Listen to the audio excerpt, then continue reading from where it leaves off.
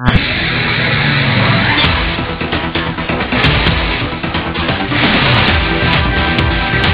you're back here on Straight Talk. Our guest for today, Juan Benedicto Katigbak Magdaraog, otherwise known as Dikoy.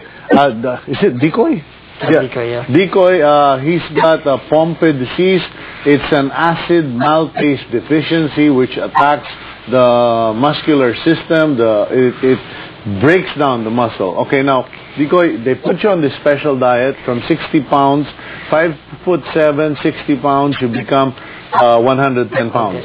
Okay, so was that great or what happened? Yeah, that was great. Not only did it help my health, but also self-esteem. So I was going to school that time.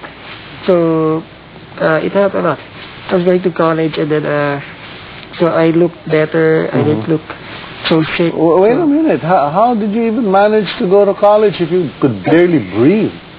You were already on a wheelchair. At that time, I was in a wheelchair. Okay. Using the breathing machine during at night. That's why I chose to go to La Salle College of St. Miguel because they had the facilities.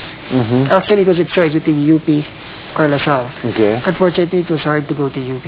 Yeah, because they were not designed. The buildings are so old; they're not designed for wheelchair and disability. Yeah, maybe other schools should take that as a notice. Now, okay. They tell you you've got to be on a wheelchair. Yes. Before that, you were walking on your own. Okay, you tripped. But how did that affect you when they told you, hey, you're going to spend your life on a wheelchair? Actually, one of the plus sides about it is that the disease took a long time to progress. Several years. So I had some time to get used to.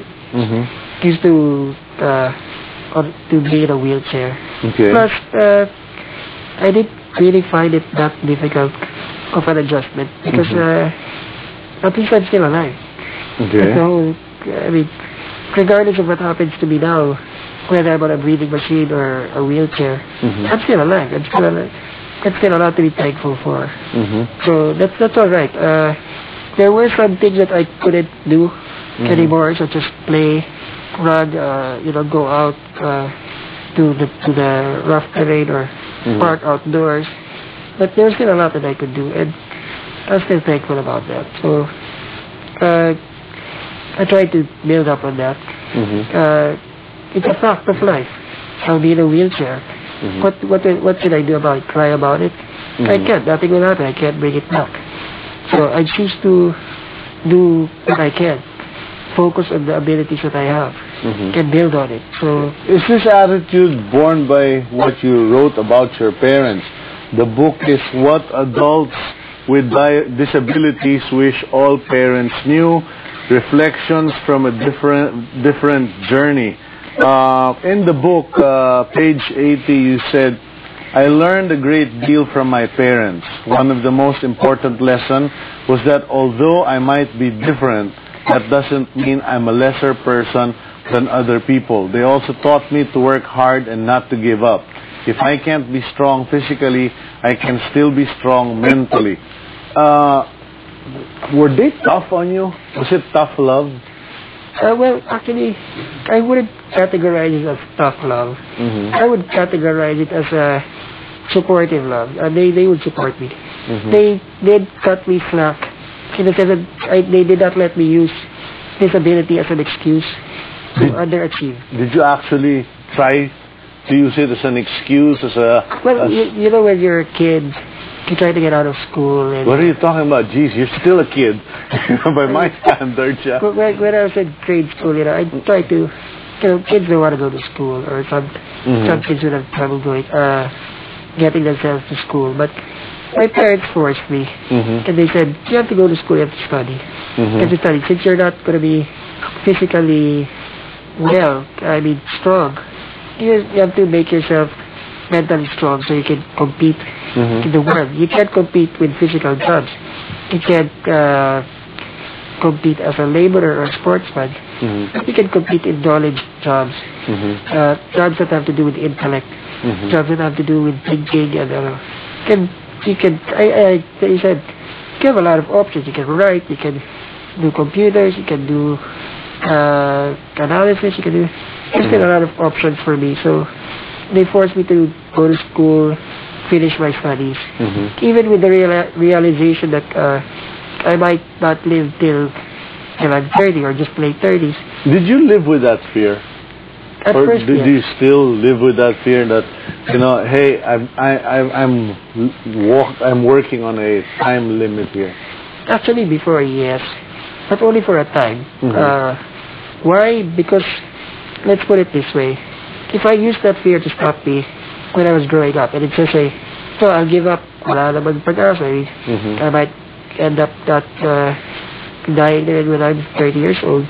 What's the use of doing all of these things? But to my mindset, I thought to myself, I said, I better study. Because I can't predict what will happen in the future. What is it like, disabled as you are, to be studying you studied in a normal classroom setting? Yes, right? normal classroom setting. Does that help? Well, no. Actually, no. I was lucky enough to have great classmates. They took me for who I am. They took me regardless of my disabilities. And actually, one of the positive sides of my disabilities was that I gained true friends. Friends that are there for you regardless of disability or not. Explain your concept of true friends. I mean, in a classroom setting, we want to horse around, we just want to have fun, or we pass the test. How do you have true friends in your situation? There was a time in high school when I was having difficulty walking already. And our classrooms were on the 4th floor. So, I had a best friend. And he said, well, he's still my best friend. You know. So I had trouble going up the stairs. And there were times that we were going to be late for class. And he would tell me, halika, sakay kita sa likod ko. Para mas mabilis tayo makaakyat. Piggyback ride. So, okay. Is that best friend here? No. Okay, just checking if he's here in the studio. I think we should acknowledge. What's this guy's name? Kasi Dino. Dino Halagenya. Dino Halagenya. Well done, Dino. It's guys like you that make a difference in this life. Okay, now, so your best friend would carry you up 4 floors. 4 floors, yeah. Okay. 4 floors. And just so that we won't be late for class. And then, he'd help me around. And during our lunch break, when all of the students would go down to the cafeteria to eat, he'd stay with me. Kaya bawal eh. So we'd eat in the classroom. So he'd also bring his money. Say, I'll stay with you. Samahan kita dito. And we'll eat lunch together. Because those are true friends, you know. They God, we can make a movie from the two of you.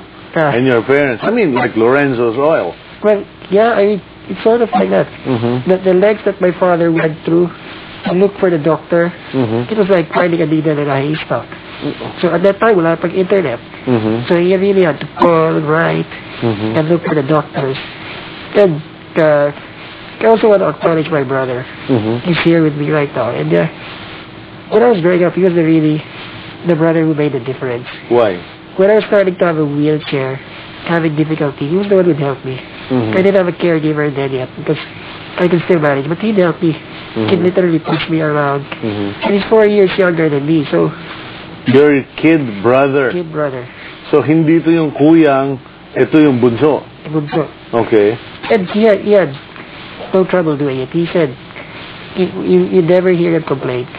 He'd help me, and then when I couldn't transfer to my bed anymore, he'd carry me.